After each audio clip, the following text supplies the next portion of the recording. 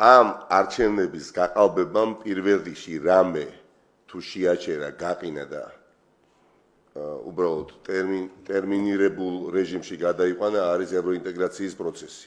არ დაგვაუწყდეს რომ ჩვენ ვართ ევროკავშირის ვიყავით ევროკავშირის კანდიდატი სახელმწიფოს მოქალაქეები, რომლებსაც ჰქონდა კონკრეტული დავალება მათ შორის, როგორც კანდიდატ სახელმწიფოს და ერთ-ერთი დავალება 2024 წლის 26 ოქტომბერს პასუხის სახით უნდა გაცემულიყო და აქ ნიკა მახსენა მეც 9 პუნქტიან გეგმაში მეოთხე პუნქტი, რომელიც გულისხმობდა დიახაც გულისხმობდა რომ წელს 26 ოქტომბერს კონკრეტულად უნდა არიან თავისუფალ და სამართლიან პროცესს უნდა ქონოდა ადგილი არჩევნები იგულისხმებოდა. ყველაფერი ვნახეთ, ოღონდ არც სამართლიანი არჩევნებია და არც კონკურენტული არიანი.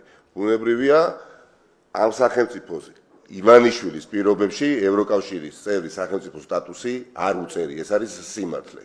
და ჩვენ არ ვდარდობთ და არ ვნერვიულობთ, რომ გაგვიყალბეს არჩევნები ზუგდიდში, წალკაში, თბილისში, საბურთალოზე, გაგდანში, მხოლოდ იმიტომ, რომ ჩვენ ვერ მოვედით ახლა ხელისუფლებაში და იქ კვლავ არის ივანიშვილი. ჩვენ ვდარდობთ ყველანი და განვიცდით, რომ ამ ქვეყანას არასოდეს არ ექნება პერსპექტივა, სანამ ივანიშვილი არის იქ, სადაც არის. ასე რომ, დავისესხებით დიახაც აქ მეგობრებს ელენეს თქვა, რომ ჩვენ არათუ უარი თქვით ხმის დაცვაზე. ჩვენ ამ ხმის დაცვის პროცესში ვართ.